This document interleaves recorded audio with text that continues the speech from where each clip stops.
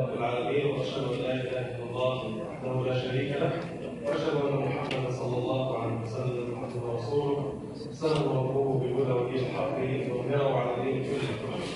But now, today inshallah we'll continue our discussion about the qualities of the believers, the qualities of Muslims, akhlaq al-Muslimin. So the quality of tonight, to be a Muslim, you have to be a true Muslim. To submit to Allah subhanahu wa ta'ala, to be a true servant. And by this we mean that if Allah subhanahu wa ta'ala tells you to go to the right, you go to the right, because it is the right thing for you. But if He tells you to go to the right and you go to the left, how can you be a true Muslim in this case? And also part of this is to always be happy and content with the qadr of Allah subhanahu wa ta'ala.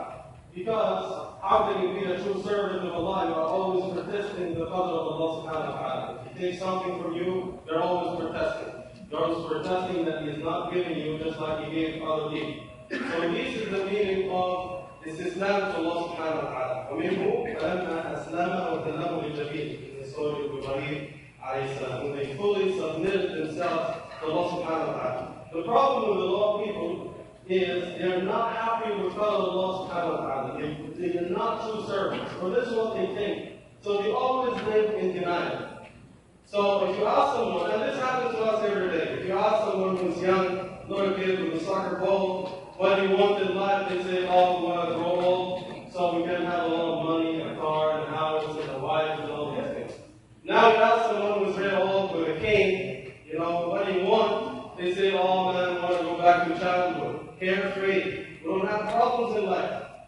If you ask someone who's single, mashallah, they're very happy in life, but they live with difficulty because they want to get married.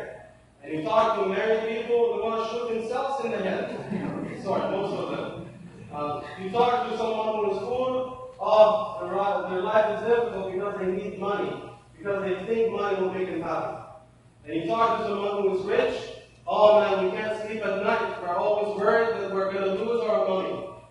If you talk to someone who has children, they live a restless life.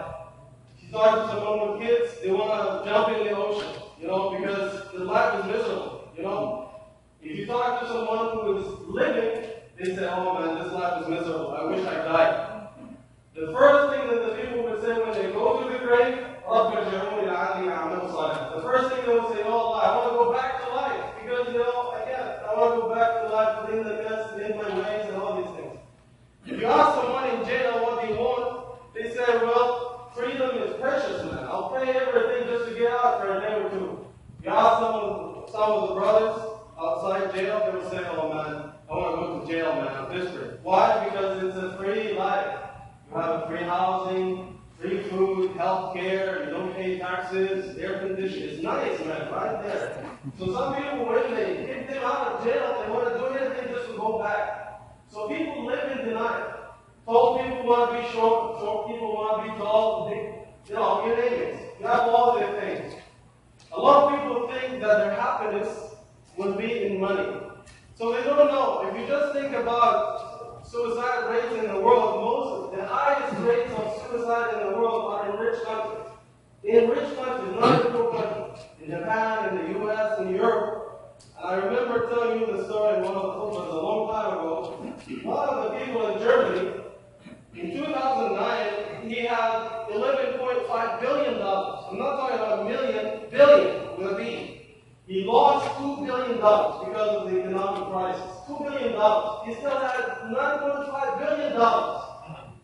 I don't know how many zeros that had. I don't know. But still, he was stressed out. He was so miserable. He said, well, what am I going to do with $9.5 billion? He jumped in front of a train. And alhamdulillah, nothing happened to the train. He just killed himself, because he was so miserable. See?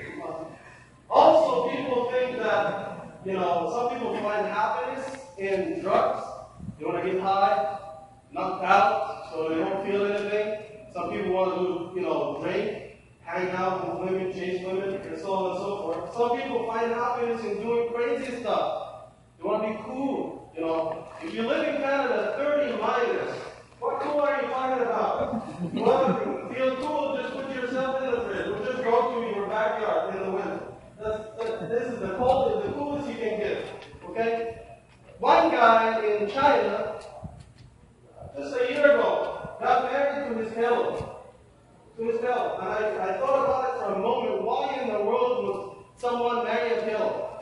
Then I said to myself, well, maybe because pillows don't talk. Maybe. So people find happiness in crazy things. But we are told in the Quran, if you want to be happy in this life, you have to be a true Muslim. That's all you need to do. Submit yourself fully to Allah subhanahu wa ta'ala. Do what is right and avoid what is wrong. So Allah subhanahu wa ta'ala gives you the solution in the Quran. من عمل صالحا من ذكر أو أنثى وهو مؤمن فلنحيينه حياة طيبة.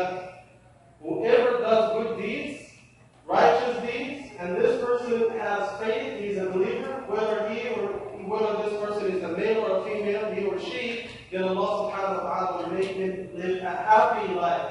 So Allah subhanahu wa ta'ala gives you the key to happiness in the Quran. We will continue tomorrow, inshallah. The question for last night was, there are 10 ayat in the Quran that will protect you from the Dajjal, and the answer is either the first 10 ayat of Surah Al-Kahf or the last 10.